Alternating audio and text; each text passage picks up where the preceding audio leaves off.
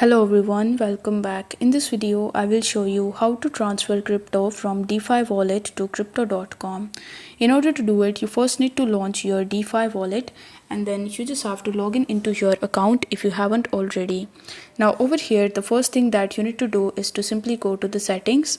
For that, you need to tap on the wallet's icon in the top left hand corner, and then here you will be able to see the connect to crypto.com app option.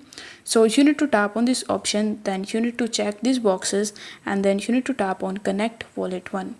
After that, you will be redirected in your browser or basically on crypto.com, where you just have to log in into your web browser by providing your email address and your password. Then you need to follow further on-screen instructions in order to successfully connect your crypto.com account with your DeFi wallet.